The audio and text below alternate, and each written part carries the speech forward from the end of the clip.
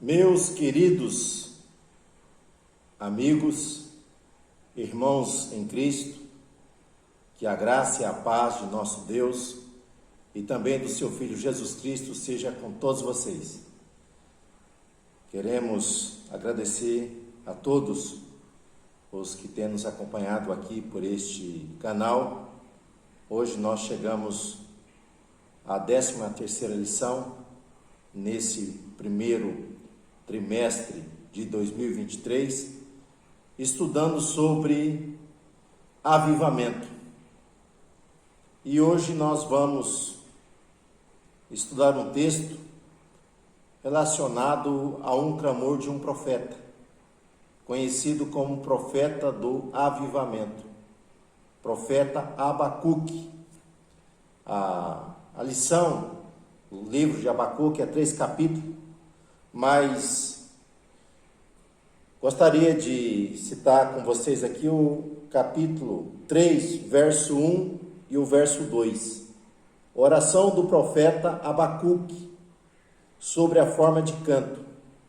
Ouvi, Senhor, a tua palavra e temi. Aviva, ó Senhor, a tua obra no meio dos anos. No meio dos anos a notifica. Na ira, lembra-te da misericórdia. Então, o profeta Abacuque, ele viveu nos dias do reinado de Josias, Eliaquim, Joaquim e Zedequias. Então, após a morte de Josias, que havia promovido uma restauração da casa do Senhor, havia promovido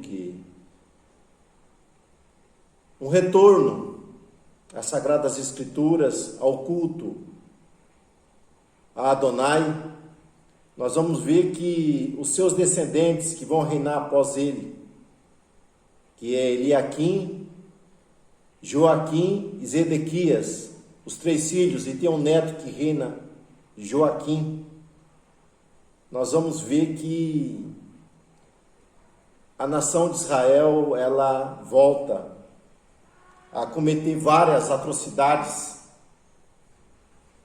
entrando pelo caminho da idolatria, da feitiçaria, praticando imoralidade tanto espiritual como moral. Nós vamos ver que ele clama a Deus, Tu não escutas, Senhor, gritarei violência e não salvará? Por que me faz ver a iniquidade, ver a vexação? Porque a destruição e a violência estão diante de mim. Há também quem suscite a contenda, o litígio. Por esta causa a lei se afrouxa, e a sentença nunca sai. Porque o ímpio cerca o justo, e sai o juízo pervertido. Então nós vamos ver que ele está vivendo aqui um cenário de corrupção, um cenário de imoralidade, de impiedade. E ele, diante dessa iniquidade, ele está sofrendo, diante de tudo isso que está diante dos seus olhos. E nós vamos ver que ele, como um profeta de Deus, como mensageiro do Senhor, ele não poderia deixar de clamar a Deus. E ele clama a Deus, está com o coração angustiado, porque Deus não age prontamente diante desse cenário de corrupção espiritual e moral que está diante do povo.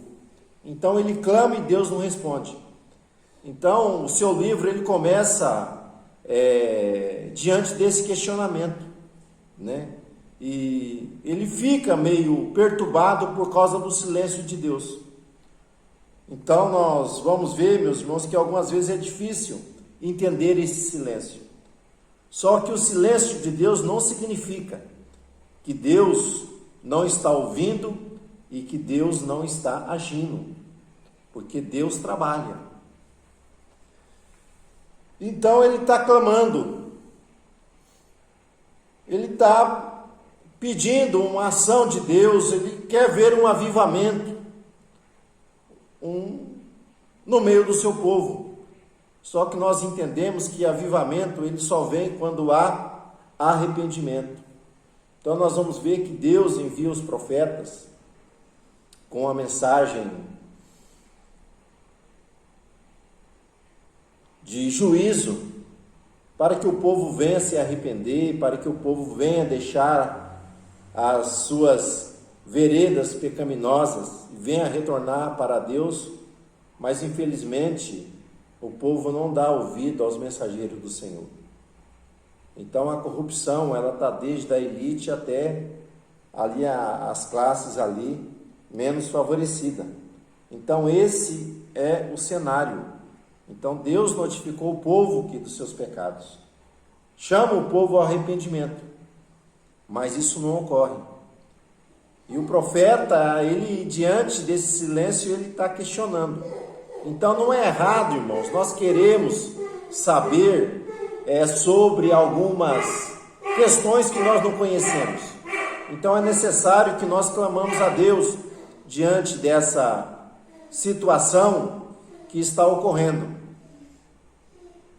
Vamos torcer para que o cachorro aqui ao lado não fique latindo, senão nós não vamos conseguir gravar. Então, por que essa aparente indiferença de Deus? O profeta está vendo que tudo está errado, mas por que Deus não intervém? Então nós vamos ver, meus irmãos, que na verdade, por causa da misericórdia e da longanimidade de Deus, Deus não está agindo. Deus sempre dá a oportunidade, o tempo para que os homens se arrependam, para que os homens deixem o seu mau caminho e voltem para Deus. Mas isso não está ocorrendo. Então nós vamos ver que muitas vezes nós corremos, mas por que está acontecendo isso? Porque Deus é misericordioso, Deus é longânimo. O desejo de Deus é que todos venham se salvar, venham alcançar o pleno conhecimento da verdade e possam serem tirados do caminho que leva ao inferno, ao lago de fogo e enxofre. Mas Deus vai responder a ele. No versículo 5, Deus vai falar aos profetas dizendo ao profeta, que ele não está como um espectador diante dos fatos, mas Deus está vendo tudo e ele vai agir. E Deus está dizendo que vai ocorrer algo que as pessoas não vão acreditar no que vai acontecer. Mas eu vou levantar o quê? Os caldeus, para ser a vara da disciplina, para trazer juízo sobre a iniquidade deste povo. Então Deus se revela ao profeta. E quando Deus se revela ao profeta dizendo que ele vai agir, só que Deus age no seu tempo. Deus tem um tempo de agir. O tempo de Deus não é o nosso, Deus sabe todas as coisas e ele é soberano. Então no tempo oportuno, no momento oportuno, Deus vai agir. Deus vai contrapor o que a essas iniquidades que está ocorrendo. E a maneira de Deus agir é levantando o que? A nação dos caldeus para trazer juízo. Interessante que o profeta, capítulo 2, ele vai dizer: e eu me levantarei e me colocarei na torre de vigia. O que o profeta está dizendo, eu estarei atento e vigilante ao que Deus vai dizer. E quando Deus começa a revelar para ele, além daquilo que ele já havia dito, Deus fala: olha, escreve isso, você cunha isso em tábuas, de uma maneira bem clara, bem objetiva, para que todo aquele, mesmo que passe correndo, ele venha entender a mensagem do que vai acontecer. Então, o profeta ele ainda questiona, né? Como poderá, Senhor, a nação ser castigada por uma nação mais ímpia do que esta? Então, meus irmãos, Deus tem o seu juízo, os seus meios, não cabe o homem questionar essas coisas. O importante é que Deus age, Deus trabalha. E há uma retribuição da parte de Deus. Mas ela chega num tempo, no momento de Deus. Então, diante desse fato, é que o profeta vai clamar, né? Capítulo 3. Então, diante desse cenário que ele ouve, então ele assusta e ele fica com medo. Mas diante desse susto, desse terror que é vindo, o caminho de escape é a oração. É se aproximar de Deus. E ele se aproxima de Deus. E quando capítulo 3 começa, né? Ouvi a tua palavra, ó Senhor, e temi. Então, no momento que ele ouve a palavra de Deus, nós vamos ver que ele vai pedir por um avivamento. Interessante que, se nós formos ler o capítulo 3, o contexto do capítulo 3, quando ele diz, ouvi a tua palavra, que a tua palavra é as tuas declarações. Só que nós vamos ver que ele, quando ele ouve, ele não vai relatar somente aquilo que Deus está falando ali para ele, de que os caldeus serão um instrumento de disciplina para o seu povo, para trazer juízo. Mas ele vai dizer no capítulo de número 2, olha, no versículo de número 3, porque a visão é ainda para tempo determinado. Então Deus fala que há um tempo determinado para isso. E ele vai dizer que certamente esse juízo virá e não tardará. Só o que eu acho lindo, né, é que ele vai clamar, ou melhor, no capítulo 3, no versículo 3, né, Deus veio de Temã e o santo do monte Parã. A sua glória cobriu os céus e a terra encheu do seu louvor. O que ele está dizendo? Ouvi a tua palavra e temi diante disso. Só que ele vai clamar dizendo, né? Aviva, ó Senhor, a tua obra. No meio dos anos a notifica. Na ira lembra-te da misericórdia. O que ele está dizendo é que no passado ele traz a história, ele traz a lembrança. O Êxodo e o Sinai, que no Êxodo Deus libertou o seu povo da escravidão ali no Egito. Deus manifestou com um braço forte, com um braço poderoso, e levou o povo até o Sinai, e no Sinai fez uma aliança com esse povo. Então Deus é o Deus da libertação e o Deus da aliança. Então, ouvindo essas declarações do Senhor, ele se lembra do passado e ele teme, porque o temor é o princípio da sabedoria. E nós entendemos aqui que o temor, ele afasta o medo, afasta o terror. Nós vamos ver que quando Deus fala com ele, ele fica temeroso, há um terror, um espanto. Mas no momento que ele se lembra do que Deus fez no passado e do que Deus faz no presente, ele teme, ele não tem mais medo. Porque o temor leva o amor. E aí ele vai pedir por um avivamento. Aviva, ó Senhor, a tua obra no meio dos anos. E no meio dos anos a faz notória, a notifica. Então ele pede um avivamento para a sua obra, para que Deus notificasse o que no meio do seu povo. E ele lembra, ele pede, Senhor, na ira, lembra-te da misericórdia. Então o profeta sabia que os caldeus, eles eram, se nós formos ver o texto, os caldeus, eles eram violentos, eles eram totalmente agressivos. Então, se não fosse a misericórdia de Deus, eles seriam destruídos. Nós vamos ver que houve 3 cercos ali em Jerusalém. Primeiro foi levado ali Daniel, alguns príncipes, depois foi levado Ezequiel e cerca de 10.000 homens. Depois veio o que? Um cerco da qual a cidade foi queimada, o templo foi destruído. Nós vamos ver que grande ruína veio sobre a nação. Então ele sabia que era a misericórdia de Deus que traria o que? Ali, favor para que o povo não fosse destruído. Porque o que é misericórdia? Misericórdia é Deus dar aquilo, não dar aquilo que eu mereço. Então misericórdia é isso, é Deus não dar aquilo que eu mereço. Então o salário do pecado é a morte, mas Deus é misericordioso e providenciou um meio para que você possa ser salvo, para que você tenha vida e vida com abundância através da pessoa bendita de nosso Senhor e Salvador Jesus Cristo.